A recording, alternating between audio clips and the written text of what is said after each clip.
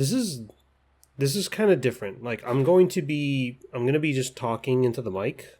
Lady's not here, so this is gonna be kind of new. Not having somebody to just look at and speak to. I got to get comfortable just being here by myself with the mic. I feel like this is going to be important for me to be able to do. So I just have to be able to do this. Okay. So the most recent chapter I read was Book 2, Chapter 9, the final chapter. Man, my boy my boy Mokuda is not safe. He can't even take a bath in peace. He's he's going to forget to do his donations. He's always going to forget. But when it's Kasharl's turn to ask for what she wants, she asks for bath bombs. And of course Mokuda has to ask, how does she know what that is? And that's when we find out that the goddesses just kind of constantly watch everything he does, even when he bathes.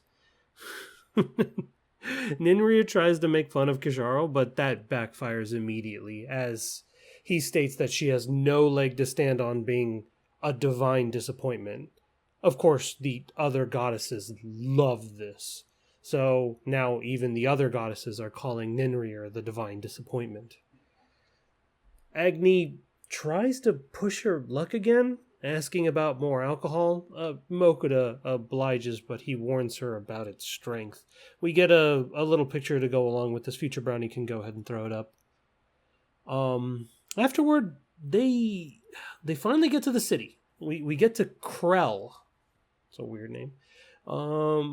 He gets the fantasy treatment right out the gate. The receptionist of the guild is a cat girl. The guild master's a dwarf. Of course, he starts fantasizing about elf ladies like he's Rimuru Tempest.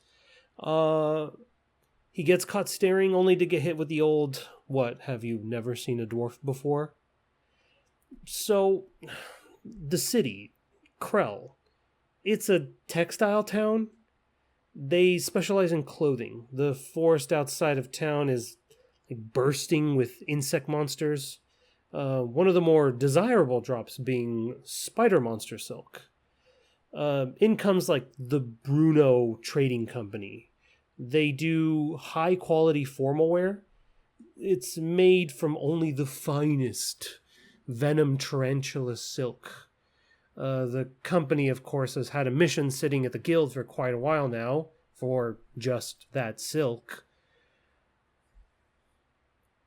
And of course that means it's now Mokuda's job.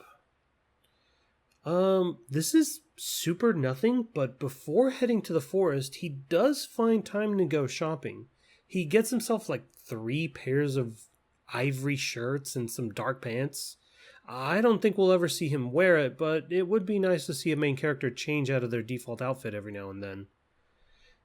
Back to the mission, I guess. So they go to the forest, and they run past all the trash enemies until they get to a giant centipede. Rank A.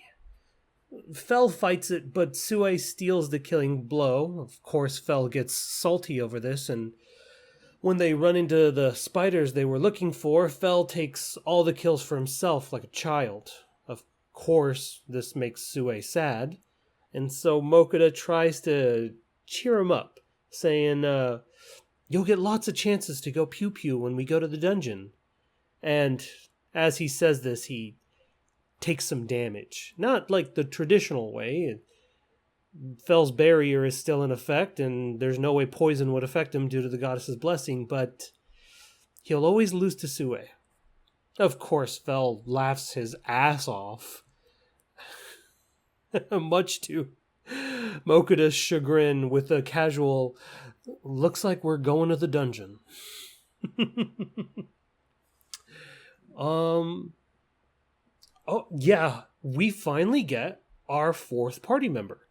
So it's lunchtime and the kids get to eat some burgers. Sue gets some sleep and Mokuda starts doing some food prep. He's prepping some gyoza for later. Fel is watching intensely drooling over his shoulder the whole time, and then, well, Dora appears. Future Brownie can throw up a picture. The little guy is completely hypnotized by the smell of the food, and Fell gives us a little breakdown. This thing is called a pixie dragon. Very rare, very strong, even tiny. A dragon is a dragon. He says he's totally fought one before, with a stupid shit-eating grin on his face, clearly boasting that he won that fight. Mokuda immediately gets his face glomped, and boom, another familiar contract right then and there. Mokuda's kind of surprised about the adult voice coming out of this small dragon through the telepathy. I know the anime is going to give him this little fucking pipsqueak voice, but in my head I'm giving him like Nanami's voice from JJK. So he asked for a cool name, but Mokuda's trash at this, and he names him Dora-chan. Fell and Dora, of course, just make fun of Mokuda for an entire page for his terrible names. So this is kind of interesting. They go back to town and they get stopped at the gate. The guards are scared of Dora. You know, he's a dragon. But the guildmaster kind of pulls up with the assist.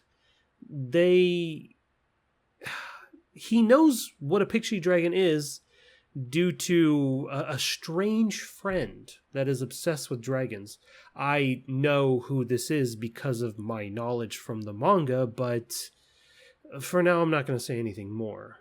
The final chapter kind of just closes out with them turning in the spiders from the mission and getting paid, but the guildmaster also takes the floor and warns everybody there that Mokuda might look unassuming, but his familiars are the real deal. That's it for book 2. There is an extra chapter. It's called Scotch Egg. Mokuda goes into great detail about making eggs, like 5 pages worth. I don't really have anything to say about this chapter. The only notable thing you learn is that Sue doesn't like spicy food. I don't know if that may or may not be foreshadowing, but only the future can tell. Whew, I gotta get used to speaking into a mic by myself. This feels different. Alright, that's it for this one. See you later.